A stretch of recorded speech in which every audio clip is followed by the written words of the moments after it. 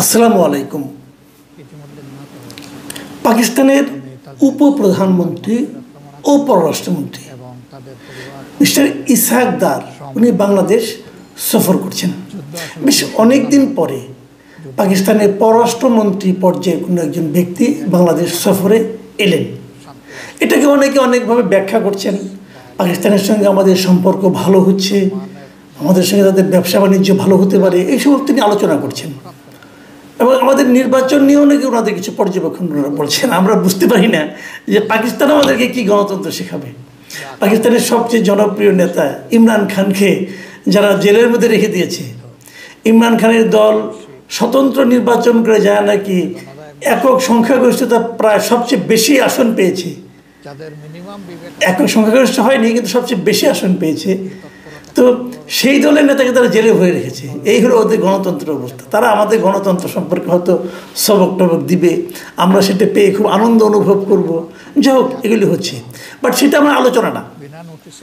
আলোচনা হলো আজকে আমাদের পররাষ্ট্র উপদেষ্টার সঙ্গে পাকিস্তানের পররাষ্ট্রমন্ত্রীর একটা দ্বিপাক্ষিক বৈঠক হয়েছে। সেই বৈঠকের পর তারা কিছু আপনার সমঝোতা স্মারক, কিছু চুক্তি এগুলো করেছে আর কি, খুবই ইনসিগনিফিকেন্ট। এগুলো খুব যে একটা জরুরি, দেশের জন্য খুব একটা গুরুত্বপূর্ণ আমি তাও মনে করি না। বাট আলোচনার বিষয়টা হলো, সাংবাদিকরা জিজ্ঞাসা করেছেন যে আমাদের সঙ্গে যে পাকিস্তানের কিছু অমীমাংসিত ইস্যু আছে সেগুলোর ব্যাপারে উনি কি বলতে চান। তো সেখানে ইসহাক দার একটা কথা বলেছেন যে কোনো অমীমাংসিত ইস্যু যেগুলো ছিল সেগুলো দুবার এগুলোর সমাধান হয়ে গেছে, দুইবার সমাধান হয়ে গেছে। কিন্তু ৭১ গণহত্যা, ক্ষমা চাওয়া, এই সমস্ত বিষয় নিয়ে নাকি দুইবার আমাদের সঙ্গে তাদের সমাধান হয়ে গেছে। কবে কবে সমাধান হলো উনি বলেছেন যে ৭৪ সালে যখন জুলফিকার আলী ভুট্টো প্রথমে দেশে আসেন, তখন আমাদের এখানে ক্ষমতায় ছিলেন শেখ মুজিবুর রহমান, বঙ্গবন্ধু শেখ মুজিবুর রহমান। ওনার সঙ্গে নাকি একবার তারা ক্ষমা টমা চেয়েছে, একবার সমাধান হয়েছে। আরেকবার সমাধান হয়েছে ২০০০ সালের শুরুতে। সেই সময়ে পারভেজ মোশাররফ এখানে এসেছিলেন এবং তিনি সেখানে এসে ২০০০ সালে এসে উনি নাকি খোলা মনে এই বিষয়টা সমাধান করে গেছেন। কি সমাধান করেছেন আমরা কিন্তু এখন ব্যাপারটা বুঝতে পারছি না, কি প্রবলেমগুলো কি। আমাদের পরবর্তী সময়ে ওই একই অনুষ্ঠানের পরে আর কি, যখন আমাদের ইয়েকে জিজ্ঞাসা করা হলো, আমাদের যে পররাষ্ট্র উপদেষ্টা তাকে যখন জিজ্ঞাসা করা হলো, তিনি কিন্তু পাকিস্তানের পররাষ্ট্রমন্ত্রীর বক্তব্যের সঙ্গে একমত হননি। এবং তিনি বলেছেন যে দুই দেশের অমীমাংসিত ইস্যু নিয়ে আগামী দিনে উভয় পক্ষ আলোচনা চালিয়ে যাবে। মানে কোনো সমাধান হয়েছে এটা উনি বলেননি, বরং উনি বলেছেন যে তিনটা বিষয় নিয়ে আমাদের মধ্যে অমীমাংসিত রয়ে গেছে, যে তিনটা বিষয়, সেগুলো নিয়ে আমরা উভয় পক্ষে বলেছি এগুলো আমাদের সমাধান করতে হবে। দেখুন, একটাই মিটিং, এক জায়গায় আলোচনা, এবং সেই আলোচনার পর ওদের পররাষ্ট্রমন্ত্রী বলল সমাধান হয়ে গেছে আগেই। যেহেতু আগেই সমাধান হয়েছে, নিশ্চয়ই এবার কোনো আলাপ হয় নাই। কিন্তু আমাদের পররাষ্ট্র সচিব বলছে এটা নিয়ে আমরা দুপক্ষে আলোচনা করেছি এবং বলছি সমাধান করতে হবে।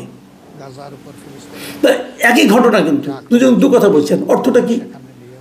অর্থটা হলো, আমরা যেটা বুঝতে পারি, আমাদের পররাষ্ট্র সচিব আমাদের সাংবাদিকদেরকে একটা সান্ত্বনা বাণী শোনাচ্ছেন যে সমাধান হবে, আলোচনা হবে, আর ওরা বলছে সমাধান হয়ে গেছে। মানে ওরা কোনো আলোচনাই করবে না। এখন প্রশ্নটা হলো, আমাদের সঙ্গে তাদের অমীমাংসিত ইস্যুগুলি কি? তিনটা ইস্যু নিয়ে আমরা আলোচনা করছি।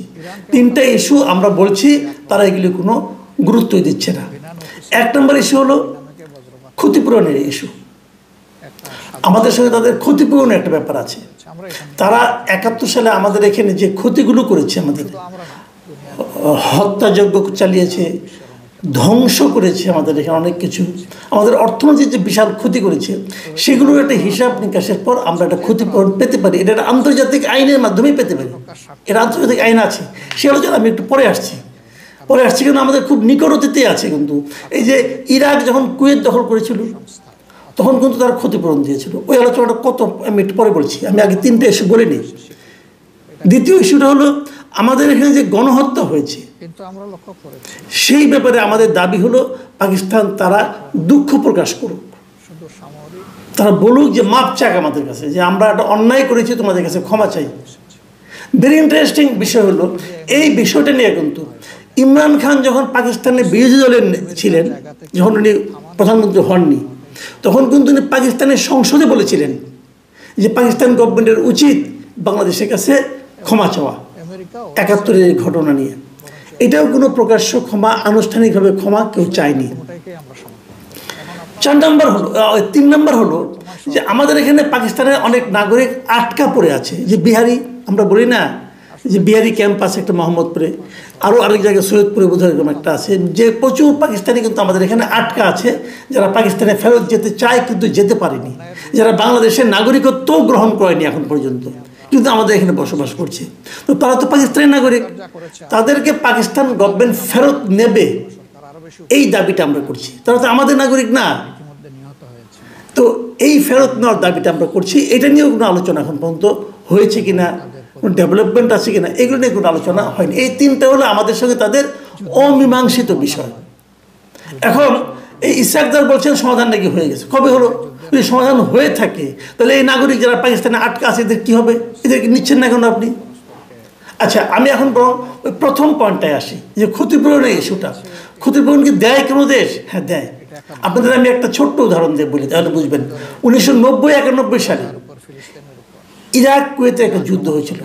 সেই যুদ্ধে ইরাক কিন্তু কুয়েতকে দখল করে ফেলেছিল অনেকটা জায়গায়, এবং তারপর কিন্তু সেই যুদ্ধ তাদেরকে সরে যেতে হয়েছিল। ওটা নিয়ে পরে মধ্যপ্রাচ্যে বিশাল একটা যুদ্ধ কিন্তু হয়েছিল। সেই যুদ্ধে কুয়েতের অনেক ক্ষতি হয়েছিল, কুয়েতকে ক্ষতিপূরণ ইরাককে দিতে হয়েছিল। কত ক্ষতিপূরণ দিতে হয়েছিল? $52.4 বিলিয়ন। $52.4 বিলিয়ন ক্ষতিপূরণ ইরাককে দিতে হয়েছিল কুয়েতকে, এবং সেটা তারা তাদের তেল বিক্রি করে ধাপে ধাপে দিয়েছে। ইরাক কিন্তু এর মধ্যে যুদ্ধ বিধ্বস্ত দেশ হয়ে গিয়েছিল, আগের অবস্থা ইরাকের ছিল না, কিন্তু তারপরেও তাদের সেই ক্ষতিপূরণ দিতে তারা বাধ্য হয়েছিল, এবং 2022 সালের ফেব্রুয়ারিতে এসে তাদের সেই ক্ষতিপূরণ দেওয়াটা সমাপ্ত হয়েছিল, এবং সেই ক্ষতিপূরণ তাদেরকে দিতে হয়েছিল জাতিসংঘের মাধ্যমে। সেই 80 সালে যুদ্ধ হয়েছে, কিন্তু 90 সালে যুদ্ধ হয়েছে। 90 থেকে শুরু করে ধাপে ধাপে দিতে দিতে 2022 সালে এসে তারা সেই ক্ষতিপূরণটা সমাপ্ত করতে পেরেছে। মানে 32 বছর লেগেছে ক্ষতিপূরণটা দেওয়া। আর বাংলাদেশের সঙ্গে ক্ষতি কত হয়েছিল আমরা যদি ওই সময়টা হিসাব করি, ইরানের ক্ষতি হিসাবে জাতিসংঘ করেছিল, তো আমরা জাতিসংঘকে আহ্বান করলেই পারি, তারা দেখুক কত ক্ষতি হয়েছিল। কিন্তু আমাদের একটা হিসাব আছে। বঙ্গবন্ধু যখন দায়িত্বে ছিলেন স্বাধীনতার পর, তখন উনি একটা ক্ষতির হিসাব করেছিলেন। উনি মানে কি, উনি আমাদের যারা এক্সপার্ট ছিল তাদেরকে দিয়ে একটা ক্ষতির হিসাব উনি করিয়েছিলেন। সেই ক্ষতির পরিমাণটা ছিল $30 বিলিয়ন সমপরিমাণ। $30 বিলিয়ন সমপরিমাণ। এবং সেই ক্ষতি আমি যদি ওই 1972-এর ওই সময়ের যে ক্ষতিটা $30 বিলিয়ন, সেটাকে যদি আজকের হিসাবে করি, এই যে মুদ্রাস্ফীতি, তারপরে সুদ, এই সবগুলো মিলিয়ে যদি ধরি, তাহলে সেটা দাঁড়ায় $400 থেকে $500 বিলিয়ন। তাহলে আমরা মিনিমাম $400 বিলিয়ন পাকিস্তানের কাছে ক্ষতিপূরণ হিসেবে দাবি করতে পারি। এবং যদি পাকিস্তান বলে না এত টাকা ক্ষতি হয় নাই, তো ঠিক আছে, তাহলে আপনি জাতিসংঘের কাছে যান, জাতিসংঘে একটা নিরপেক্ষ তদন্ত করুক, নিরপেক্ষ হিসাব করুক, করে বলুক কত টাকা ক্ষতি হয়েছে। কিন্তু আপনি তো ক্ষতি করেছেন, আমার ক্ষতি করেননি। আমার এখানে আপনার মানে সেতু ভাঙছেন, রেল লাইন, বিদ্যুৎ কেন্দ্র, শিল্প কারখানাকে সব আপনি ধ্বংস করে দিয়েছেন। 9 মাসের যুদ্ধে আপনি তো কিছুই রাখেননি। আপনাদের যুদ্ধের সময় তো পাকিস্তানরা তো এই দেশে একটা পোড়া মাটির ফর্মুলা নিয়েছিল, যে খালি পোড়া মাটি থাকবে, সব আগুন দিয়ে জ্বালিয়ে দেবে। আপনারা তো এই ফর্মুলা যুদ্ধ করেছেন, তাহলে ক্ষতিপূরণ দেবেন না?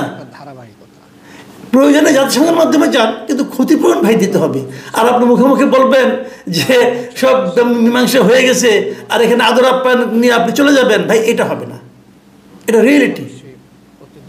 এখন যদি ওই যে আবার এখন আমাদের দেশে নতুন নতুন কিছু বুদ্ধিজীবী গজিয়েছে, বিদেশ থেকে বসে বসে ইউটিউবে থিওরি দেয়, বলে যে না এখানে কোনো ক্ষতিই হয় নাই, লোক শরণার্থী হিসেবে ইন্ডিয়াতেও যায় নাই, মাত্র 2000 লোক মারা গেছে। যদি ওইটা ধরেন তাহলে ক্ষতিপূরণ কমে যাবে, কিন্তু ওটা ধরা বড় কঠিন হবে। এই মাঝখানে একজন আমাকে বলছিলেন, একটু রসিকতা করে বলছিলেন, যখন ওই ভদ্রলোক বিদেশ থেকে থিওরি দিলেন যে 2000 লোক মাত্র মারা গেছে আমাদের এই যুদ্ধে, মুক্তিযুদ্ধে, তখন এক ভদ্রলোক বলছিলেন যে 2000 লোক যদি মারা যায় থাকে, 90,000 পাকিস্তানের সেনাবাহিনী এখানে ছিল, আর 90,000 প্রশিক্ষিত সেনাবাহিনী আধুনিক অস্ত্রশস্ত্র নিয়ে যদি মাত্র 2000 লোক মারা যেয়ে থাকে, তাহলে তো বলতে হবে তাদের জ্বালানি তেলের দামই তো হয় নাই, উঠে নাই। তখন বরং পাকিস্তান আমাদের কাছে ক্ষতিপূরণ চাইতে পারে, যে আমাদের 90,000 লোক ওখানে পাঠাইলাম, এত খরচ করলাম, তারপরে মাত্র 2000-এর বেশি লোক আমরা মারতেও পারি নাই, তোমরাই বরং আমাদের ক্ষতিপূরণ দাও। এখন পাকিস্তানের যারা আসছেন এখানে আমাদের কর্মকর্তা নেতৃবৃন্দ, তারা কি ওই ভাষণ শোনার পরে আসছেন কিনা আমি জানি না, হয়তো এই জন্যই বলছেন যে ক্ষতিপূরণ দেওয়া হয়ে গেছে অথবা মীমাংসা হয়ে গেছে অমীমাংসিত বিষয়ের, আমি জানি না। তবে আমি মনে করি সরকারে যিনিই থাকুন না কেন, যত দিনের জন্যই থাকুন না কেন, জাতীয় স্বার্থ তার কাছে সবচেয়ে বড় হওয়া উচিত।